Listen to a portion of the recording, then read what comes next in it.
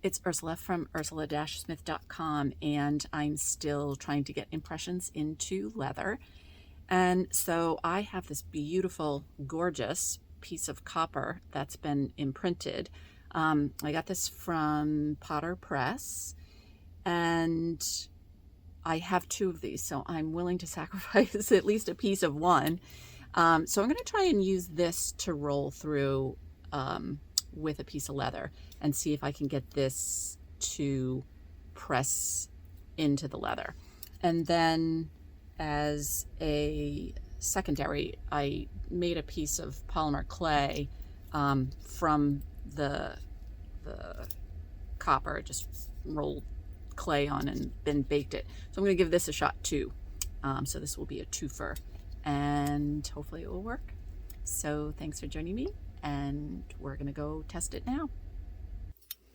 Hi, I'm back, and so I have a strip of leather that I have cut and wet and then let sit for a couple of seconds, and I have my piece of embossed copper. I'm thinking actually this may be kind of long, so I'm not sure this is actually going to fit, but we're going to place it. Try and center this a little bit if I can.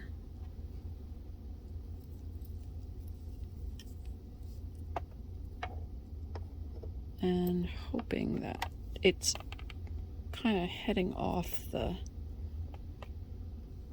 embossing mat, so I'm hoping that doesn't cause a problem.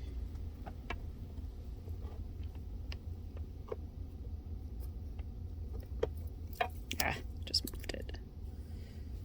Probably should try and tape this down, but we're gonna wing it.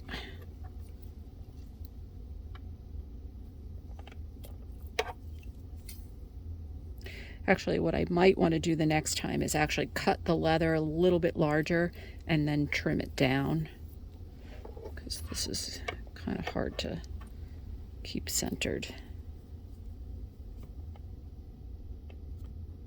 Figure out where I'm at on the mat. But we're going to call that a win. And then, as usual, the plate goes on top. And I don't know that I'm going to use any shims here.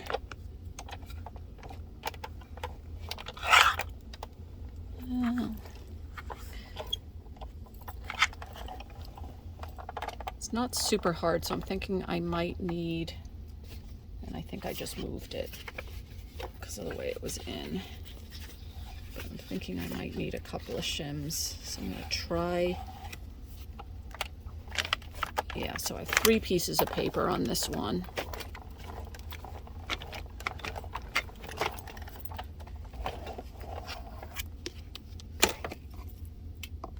Ooh, cool. And it worked. It's not a super deep impression, but I don't have a plate or anything, and I certainly can't cut that out of paper. That's so super detailed. It's also a little more 3D than what I can get with paper. So for a light impression, I mean, that's just pretty cool. Trying to get it to focus here. There you go. Yeah, that's pretty wild. So that is a piece of copper. This is actually from Potter Press. He makes all kinds of, oh my God, I just have to stop looking at his site. He's got beautiful impression dies for metal, rolling mill plates, and then these are just pre-done pieces of wire that you can make bracelets and pendants and, you know, rings. These make smaller versions of this sort of thing. Just beautiful, beautiful stuff. But again, I couldn't get the actual thing that he uses to make this wire, so I just decided to give the wire a shot instead, and I really love the look of that. So another way I can use the copper And it doesn't look like it did very much to the copper.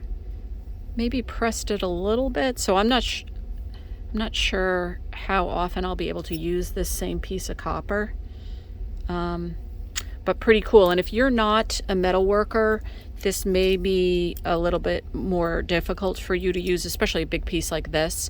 If you're just doing little bits and pieces, you can buy brass plates. I mean, I think even Michaels sells them, that they're pre-etched and they're small.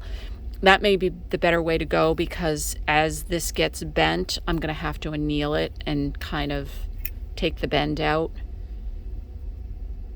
And so, you know, if you're not a metal worker, you're not going to be able to do that. But the smaller pieces you should be able to get away with, I'm thinking, without the metal bending on you.